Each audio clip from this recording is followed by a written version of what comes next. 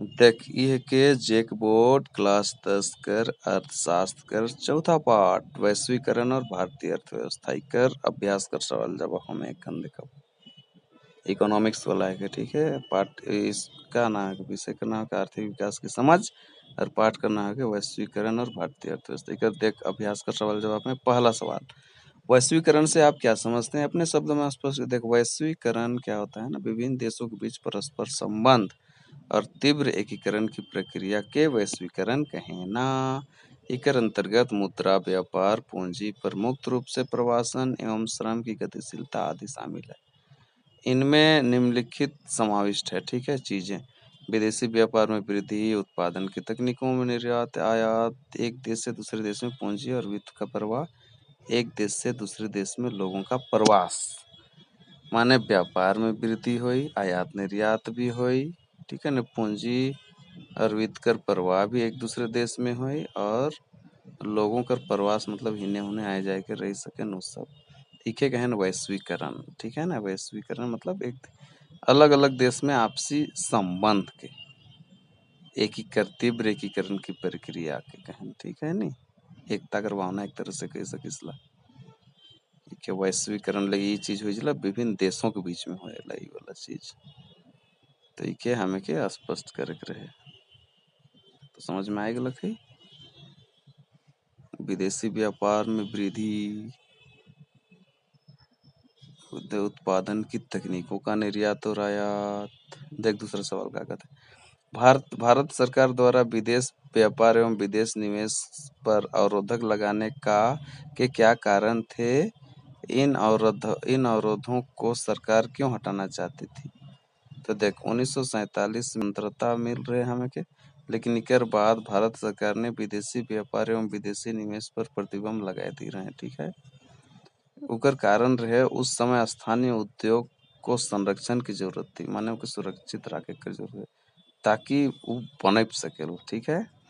इसलिए भारत में विदेश व्यापार एवं विदेशी निवेश पर अवरोधक लगाए गए थे, माने उकर वृद्धि उकर पनपी से देख सन 1991 में शुरुआत से नीतियों में कुछ महत्वपूर्ण बदलाव कर रहे हैं ठीक है ना, क्योंकि सरकार ने यह महसूस किया कि भारतीय उत्पादकों को विश्व के उत्पादकों से प्रतिस्पर्धा करने का समय आ चुका, माने कंपटीशन कर भावना आप करे उत्पादक में कहते। इस प्रतिस्पर्धा से देश के उत्पादकों के प्रदर्शन तथा गुणवत्ता में सुधार होना अवश्यम भावी था। एक दूसरे से कंपटीशन लगावे तब ना मन में निखार आवी, कंपटीशन के भावना आवी, आगे बढ़े कर स्पीड आवी ठीक है। अगला श्रम कानूनों में लचीलापन कंपनियों को कैसे मदद करेगा? श्रम कानूनों में लचीलापन देख, श्रम कानूनों में लचीलापन जो है कंपनियों और श्रमिकों की संख्या पर नियंत्रण रखने में मदद करता है। कोई भी कंपनी श्रमिकों की मौसमी मांग के हिसाब से नियोजन कर सकती है या उन्हें काम से हटा सकती है, माने कम मांग की स्थिति में भी कंपनी को अतिरिक्त श्रमिकों को ढोने की आवश्यकता नहीं पड़ेगी। इससे कंपनियों को मुनाफे में भी सुधार होगी। मतलब तनी लचीलापन कानून बनाओ, बहुत हार्ड नहीं है, जिसन आदमी उसन तनी मनी सोच के चली तब नहीं तो किसन बनी कंपनी में तो कमाए के जाएगी नहीं खोज में, तो कर जितना जरूरत है कम मांग की स्थिति में भी कंपनी को अतिरिक्त ठीक है। देख चौथा सवाल है, दूसरे देशों में बहुराष्ट्रीय कंपनियां किस प्रकार उत्पादन या उत्पाद पर नियंत्रण स्थापित करती है? तो देख दूसरे शब्दों में बहुराष्ट्रीय कंपनियां कई तरीका से उत्पादन या उत्पाद पर नियंत्रण स्थापित करेला। जैसे एमएनसी की स्थिति में कई एमएनसी ठीक है किस स्थानीय कंपनी से साझा वेंचर करते हैं ताकि उकर काम शुरू हो सके। स्थानीय कंपनी को स्थानीय बाजार में व्यवसाय का माहौल के बारे में बेहतर पता होने की वजह से एमएनसी को इससे मदद मिलती है। इसके अलावा भी स्थानीय कंपनियां का व्यवसाय का ढांचा पहले से ही जमा हुआ होता है, एमएनसी के द्वारा हो गल केगो ठीक है ना, के पहले से पता रहे कि कैसन कैसन काम धंधा करे का है। दूसरा जब बिजनेस एक निश्चित अनुपात में बढ़ जाता है तो एमएनसी साझा समझौता को तोड़ देती है और फिर एक स्वतंत्र कंपनी की तरह काम करती है।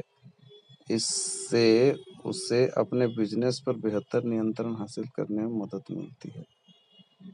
माने बिजनेस बढ़ गेलक तो एमएनसी जे साझा करके तोड़ दी और वो अपने स्वतंत्र तरीका से काम धंधा कर के। और अगला कुछ एमएनसी पर पहले दिन से ही स्वतंत्र रूप से काम करना शुरू हुए में से कोई पाबंदी नहीं। फिर कुछ एमएनसी केवल स्थानीय बाजार के लिए उत्पादन करती है और कुछ अन्य निर्यात के लिए उत्पादन करती है। माने क्या स्थानीय बाजार कर ले कुछ कुछ करे ना, और कुछ दूसरा इन्हें उन्हें निर्यात ले भी उत्पादन करे। ठीक है। 5वां सवाल है, विकसित देश विकासशील देशों से उसके व्यापार और निवेश का उदारीकरण क्यों चाहते हैं? क्या आप मानते हैं कि विकासशील देशों को भी बदले में ऐसी मांग करनी चाहिए? तो देख, विकसित और विकासशील देश उनके व्यापार और निवेश का उदारीकरण इसलिए चाहते हैं ताकि उनके देशों में बहुराष्ट्रीयकरण कंपनियां विकासशील देशों में सस्ते श्रम व अन्य संसाधनों का लाभ उठा सके। ठीक है। इसके अतिरिक्त विश्व व्यापार संगठन ने व्यापार और निवेश के उदारीकरण के लिए विकासशील देशों पर दबाव डाला है। मेरा मानना है विकासशील देशों को विकसित देशों से भी मांग करनी चाहिए। ठीक है ना, वे भी अपनी नीतियां उदार बनाएं तथा किसानों को आर्थिक सहायता मदद करें ताकि व्यापार पर अवरोधकों को समाप्त कर सके। विकसित देशों को भी विश्व व्यापार संगठन के नियमों का पालन करना चाहिए ताकि व्यापार दोनों ओर से चल सके। माने एक दूसरे में दबाव नहीं डाले के चाहिए, खुदे में उस करे के चाहिए कि क्या कहते हैं इसको, आर्थिक सहायता है ना, उस नीति बनाओ कि तोरो देश विकसित हो सके संगठन में। अगला है, वैश्वीकरण का प्रभाव एक समान नहीं। वैश्वीकरण का प्रभाव एक समान नहीं है, इस कथन को अपने शब्दों में व्याख्या करेगा। वैश्वीकरण का प्रभाव, देखो वैश्वीकरण से क्या, भारत में व्यापार का ढंग और लोगों का रोजमर्रा जीवन बहुत बदलाव है नहीं। बहुत बड़े भाग तक तो एकर लाभ नहीं पहुंचे, लेकिन स्थानीय लोगों बेहतर प्रतिस्पर्धा माने कंपटीशन के भावना बढ़ जाए कर, माने धनी वर्ग के उपभोक्ताओं को लाभ हुआ है इकर से। ठीक है। माने उत्पादक कर गुणवत्ता और कीमत में भी बढ़ोतरी हो है। माने कहबे तो एक तरह से उच्चतम जीवन स्तर है। दूसरी तरफ अनेक लोगों को लाभ का हिस्सा नहीं मिला है। माने कानून तने लचीलापन न के तो श्रमिक कर शोषण होते है नहीं। रोजगार देने के बजाय कंपनियां उसे अधिक दबाव डालती है, ज्यादा तंग करे ना, माने कम देना और ज्यादा कमाना, उस टाइप पर। माने श्रम लागत में कटौती करने के लिए ऐसा किया जाता है। ठीक है ना। बहुराष्ट्रीय कंपनियां उपभोक्ता वस्तुओं को सेवाओं में निवेश करती है जिनके खरीदार संपन्न वर्ग के लोग हैं। इससे गरीबी पर प्रतिकूल प्रभाव पड़ता है। बड़े बड़े कंपनियां मन बड़का के देखे ना है नहीं। माने खरीदार वर्ग तो माने का कहना बढ़िया रहे ना, लेकिन गरीब मन कर तो तने शोषण ज्यादा है नहीं। मन कमाए ना, बोड़ कमाए, हमने अपन जितना बोड़ उतना सुख, जितना छोट उतना तकलीफ कहे कर। व्यापार 7वां साल, व्यापार और निवेश नीतियों का उदारीकरण वैश्वीकरण प्रक्रिया में कैसे सहायता पहुंचती है? मैंने व्यापार और निवेश नीति जो है उदारीकरण से यह अभिप्राय है कि विदेशी व्यापार एवं विदेशी निवेश पर वे अवरोधकों को हटा दिया जाता है ना। इससे विभिन्न देशों के बाजारों उत्पादन में एकीकरण होता है। विभिन्न देशों के बीच अधिक से अधिक वस्तुएं, सेवाओं, निवेश तथा प्रौद्योगिकी का आदान प्रदान होला। प्रौद्योगिकी में तीव्र उन्नति ने भी वैश्वीकरण प्रक्रिया को उत्प्रेरित किया है। माने रुकावट के कम करते हैं, आजाद रूप से किने बेचें सब। ठीक है। विदेशी कंपनियां अपने कार्यकाल और कारखाने आसानी से स्थापित करने में सक्षम होगी। माने कंपनी ही ने उन्हें भी, विदेशी कंपनी भी हमारे ला आवेला दूसरा देश ले ये देश कर हुआ लगाया। बहुराष्ट्रीय कंपनी की गतिविधियां के द्वारा विदेशी व्यापार में काफी वृद्धि हुई है। अधिक निवेश और व्यापार द्वारा विभिन्न देशों के उत्पादन का एकीकरण संभव हुआ है। इससे विश्व के देश एक दूसरे से और निकट आ गए तथा इस तरह व्यापार और निवेश नीतियों का उदारीकरण वैश्वीकरण प्रक्रिया में सहायता पहुंचता है। एक दूसरे का मदद करते हैं, सीधी बात। देख, 8वां साल, विदेशी व्यापार विभिन्न देशों के बाजारों के एकीकरण में किस प्रकार मदद करता है, यहाँ दिए गए उदाहरणों से भिन्न उदाहरण सहित व्याख्या कीजिए। ठीक है, दिए गए उदाहरणों से।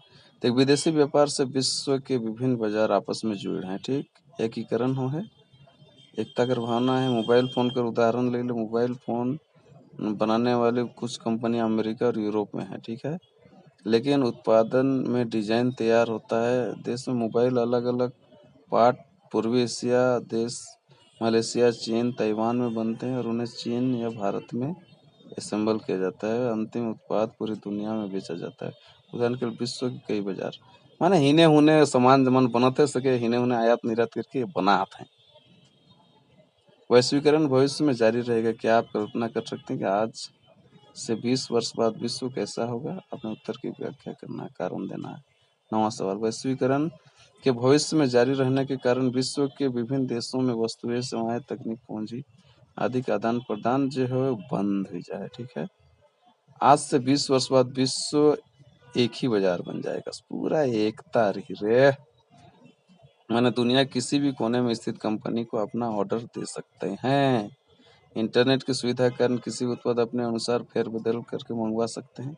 यातायात में तीव्र साधनों के कारण कोई भी उत्पाद दुनिया के किसी भी कोने तक कम से कम समय में डिलीवर किया जा सकता है। इतना सुविधा है कि पूरा देश दुनिया तो एके लागे स्किल है, सब चीज मिलल। 10वां सवाल, मान लीजिए कि आप दो लोगों को तर्क करते हुए पाते हैं। एक कह रहा है वैश्वीकरण ने हमारे देश के विकास को क्षति पहुंचाई। दूसरा कहता है वैश्वीकरण ने भारत के विकास में सहायता की है। इन लोगों को आप कैसे जवाब दोगे रे? देख, मौके लागत वैश्वीकरण जो है नहीं भारत के विकास में मदद की। ठीक है, आज के युग में बिना वैश्वीकरण की उन्नति नहीं कर सकेला हमें मन। हालांकि वैश्वीकरण से भारत के सामने नकारात्मक सकारात्मक दुयो तरह का है। कुछ लोग सकारात्मक मन कुछ मन बेस सोचन, कुछ मन बेकार सोच। जहाँ देख, भारत जैसे देश पूंजी की कमी है, श्रम के अधिक मात्रा में पाया जाता है, श्रमिक मन ज्यादा है, तो वैश्वीकरण के कारण इनका सही उपयोग होते। कोई भी देश मैंने कहीं भी जाकर कमाते हैं नहीं, अलग अलग कंपनी मैंने देखी कर बहुराष्ट्रीय कंपनियां के कहले एमएनसी बीमा, बैंकिंग एवं खाद्य जैसे विविध क्षेत्रों में निवेश करती है। मैंने लोगों के हर तरह से मदद मिले थे। छोटे उत्पादक विभिन्न रूप में लाभान्वित हैं। श्रमिकों का नुकसान तो हो है तनी मनी प्रतिस्पर्धा के कारण, कंपटीशन के कारण। माने निष्पक्ष कहबे तो वैश्वीकरण से लोगों को सबसे बेहतर हिस्सेदारी हुई है, माने मदद मिले। 11वां सवाल कहता है 2 दशक पहले की तुलना में भारतीय खरीदारों के पास वस्तुओं के अधिक विकल्प हैं। यह खाली स्थान वैश्वीकरण होगा की प्रक्रिया से नजदीक से जुड़ा हुआ खाली खरीद। तो अनेक दूसरे देशों में उत्पादित वस्तुओं को भारत के बाजारों में बेचा जा रहा है। इसका अर्थ है कि अन्य देशों के साथ व्यापार बढ़ रहा है। इससे भी आगे भारत में बहुराष्ट्रीय कंपनियों द्वारा उत्पादित ब्रांडों की बढ़ती संख्या हम बाजारों में देखते हैं। बहुराष्ट्रीय कंपनियां भारत में निवेश कर रही है क्योंकि यह उनके लिए फायदेमंद है। जब बाजार में उपभोक्ताओं के लिए अधिक विकल्प से माने देख समझ में आएगा लोग। तो निम्नलिखित को सुमेलित करे है, ये तो मिलायक है। देख, बहुराष्ट्रीय कंपनी छोटे उत्पादकों से सस्ते दरों पर खरीदती है, तो ये कपड़ा, जूते, चप्पल, खेल के सामान मिलाए के डायरेक्ट उत्तर देते। आयात पर कर और कोटा का उपयोग व्यापार नियम के लिए किया जाता है, तो ये गलत व्यापार और होता है। ठीक है, विदेश में निवेश करने वाले भारतीय कंपनियां टाटा मोटर्स, इंफोसिस, रेनबैक्सिस कंपनी में आईटी ने सेवाओं के उत्पादन के प्रसार में सहायता की। ये कॉल सेंटर ही गलत। अनेक बहुराष्ट्रीय कंपनियां उत्पादन करने लगी तो फटफट। 13वां सवाल, के वैश्वीकरण के विगत 2 दशकों में द्रुत आवागमन देखा गया है। ठीक है, तो उत्तर देशों के बीच वस्तुओं, निवेश और लोगों का विगत 2 दशकों में विश्व के देशों में बहुराष्ट्रीय कंपनियों द्वारा निवेश का सबसे अधिक सामान्य वर्ग स्थानीय कंपनी की साझेदारी है। वैश्वीकरण ने जीवन स्तर के सुधार में सहायता पहुंचाई है, तो कर हो जाए इस उपयुक्त सब लोगों का, विकसित देशों का, विकासशील देश के श्रमिक सब हो जाए कर में। ठीक है, चल ये वाला पाठ भी खत्म हो गया। तनी स्पीड बढ़ाए तो तनी पॉज कर कर के समझे के जरूरत है नोट बनाए के लेकिन